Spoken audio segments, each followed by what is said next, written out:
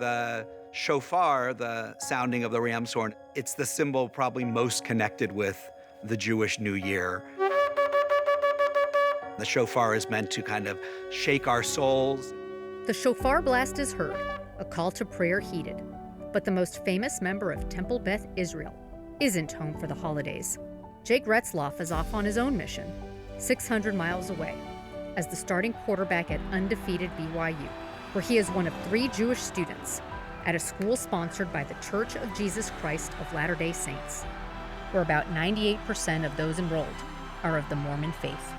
As a culture, we love to point out the differences in each other, but we have way more similarities. That's something I've got to discover here, is so many guys are so much like me. He's the king of thieves, right? Everybody loves him. If you are a really small minority, someplace you sort of have 2 choices. Either you kind of go underground or you go public, right? And Jake has chosen to be public. He wears his Jewish star. My favorite part about it is wearing it in games. It's never fun, hiding things and being embarrassed of things. And so I figured, why not just be proud of it, just be me. Retzlaff says he has always led with his faith, from the deeply personal bar mitzvah, the entry into adulthood in the Jewish religion, to the profoundly public. He's the first starting Jewish quarterback we've ever had here, and to let alone be the quarterback at BYU, which is the face of Brigham Young University. It's a special story. Being able to be different and being good with being different. Growing up, at my elementary school, at my middle school, at my high school, I was one of very few amount of Jews in the school. It just built this confidence in me from day one. He needed that confidence on the football field after getting 0 scholarship offers out of high school. Retzlaff played at 2 different junior colleges, emerging as the #1 quarterback in the 2023 ESPN JUCO rankings. It was enough for BYU to take notice. I thought he was a great fit for our program as an individual. We encouraged him to live his religion freely. BYU's always been about embracing others and their religion.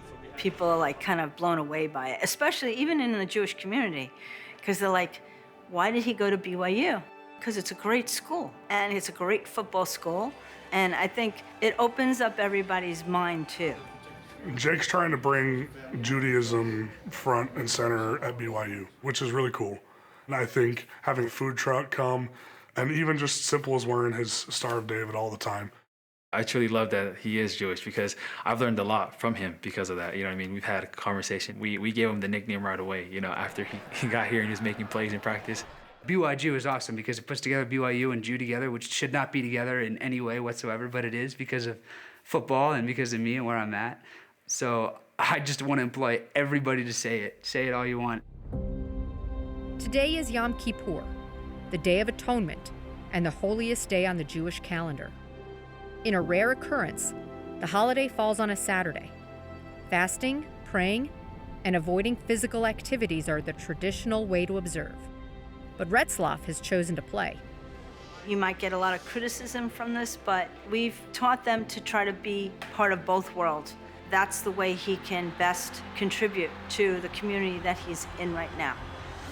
I just can't wait for the game because it's going to be a special day that there's a Jewish kid playing football on Yom Kippur, because if that makes headlines, that means I get to be another light for somebody else.